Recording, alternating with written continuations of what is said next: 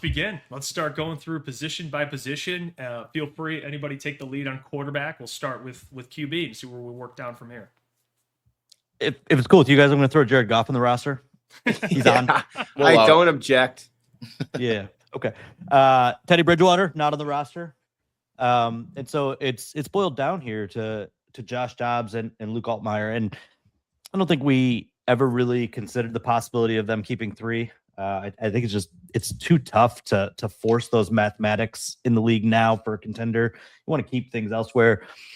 And I think when Teddy retired and they quickly pivoted to Josh, I think you just kind of automatically gave that spot to the veteran. But Dan Campbell surprised me a little bit last week, said it's still an open competition before preseason 2. And I mean, if you're just judging it by a singular performance, Josh Dobbs had the pretty egregious mistake on the interception. I'm not going to put the fumble against him as much. I thought Luke Altmaier really acquitted himself well. I thought he moved well in the pocket. I thought he got outside the pocket. I think he made good decisions. Yeah, he ate 4 sacks, but I'm not sure how much better he could have done on those 4 plays. But at the end of the day, this is a contender, guys. And when you have a contender, you can't afford a developmental player at the most important position, even if it's a backup and your starter's super reliable. I have a very difficult time not putting Dobbs on this roster and leaving Altmaier to the whims of the waivers. And if he comes back to your practice squad, I think that's the ideal scenario. Yeah, I agree. I felt like as soon as Teddy stepped away and they quickly signed Dobbs, that he was going to win the QB2 job. Sure, it might take him some time to find himself in the offense, and sure, he might need a solid showing in preseason game 3, but I'd be shocked if they go any other route than Dobbs QB2 and then try and sneak Altmaier back on the roster. Dobbs is the exact profile of QB2 they have always valued with Jared Goff as QB1. It was Sudfeld. It was Kyle Allen. It was Teddy Bridgewater, obviously. It's just those veteran headsy quarterbacks with skins on the wall, as Dan likes to say, that can, if they need to, step in and run what has been and what will probably continue to be a pretty complex offense. So it just always read to me that Dobbs was their guy, would be their guy. Obviously, he has the slight connection to the Lions from the time he's been here in 2022. And I just think that he exactly fits the profile that they have always sought as a QB2 behind Jared Goff.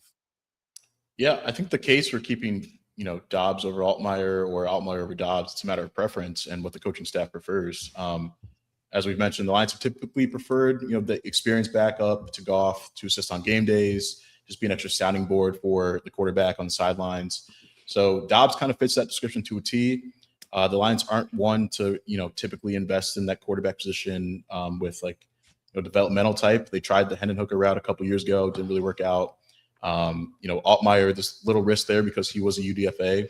But I think there's sort of this notion that if you don't roster Altmaier, you're going to lose him to a waiver claim, which might be the case. But I believe I'd have to double check this. I believe there's only one quarterback claimed off waivers last year after cutdown day, and it was Tommy DeVito, a guy that has starting experience in the NFL. So I'm not really buying that argument right now, I guess. I think there's a way to, keep Dobbs on the roster as that experienced veteran, while also keeping Altmaier around on the practice squad, and maybe you keep developing him and see what you have there. So, hey guys, Jeff here from Lions Collective, here to tell you about our friends over at PrizePicks. It's very simple. All you have to do is choose more or less on a few player stats to pick and create your lineup.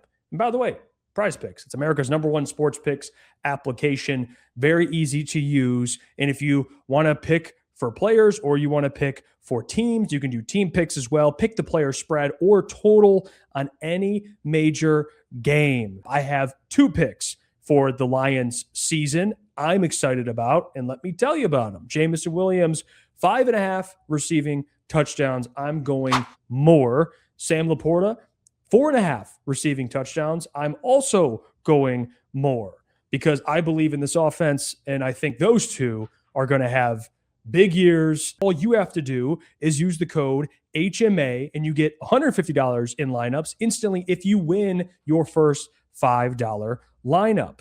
Shout out to PrizePicks for sponsoring Lions Collective. Now, let's get back to it. I don't necessarily think they'd lose him if they don't roster him, but he has looked more poised to me, especially in that last preseason game. Dobbs, that interception does not scream backup quarterback for the Lions. They don't want quarterbacks taking chances like that.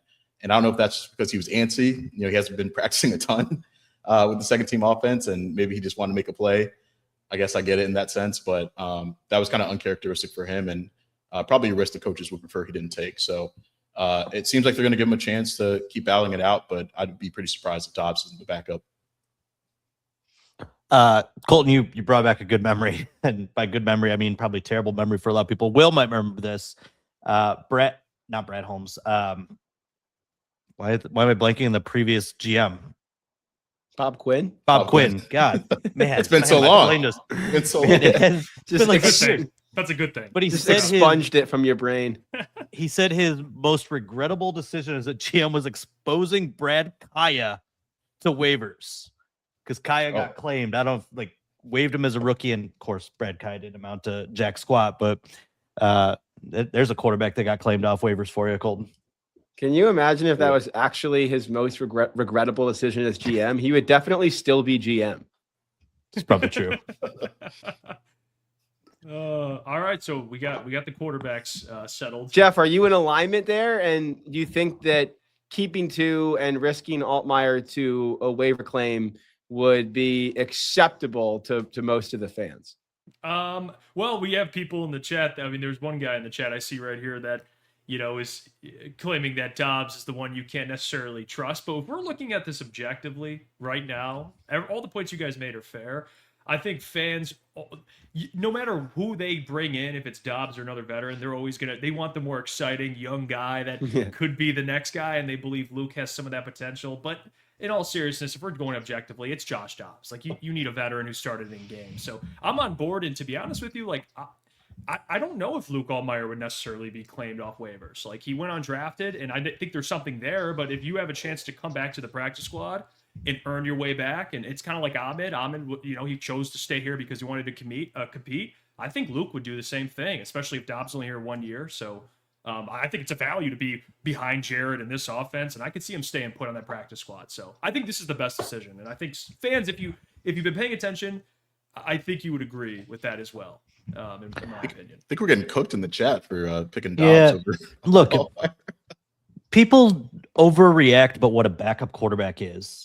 The primary job of backup quarterback, particularly in a situation like this with Jared Goff, who has not missed a game in 4 years, 3 years, is to be a second set of eyes, to be like a right-hand man, a coach that helps decipher things during the game week and can be a sounding board on the sideline. And what you want is a really smart guy that's seen some football, has some experience. Give me the guy that worked for NASA. I mean, clearly, and he knows Drew Petzing, knows his kind of schematic tendencies, can be a bridge whenever, there's maybe a communication breakdown between the coordinator and quarterback, which I'm not saying there is or will be, but if there is, Dobbs can fill in that space. He's exactly what you want. And, if he needs to come in and play a series, he's smart enough to handle it. He's efficient enough to handle it. This isn't a situation where they cut all their backups a couple of years ago with Tim Boyle and David Blau because it was just such a disastrous training camp. Josh Dobbs has shown some things on the practice field where I totally get it. I do. I get what they see in him. I think he's a perfect backup.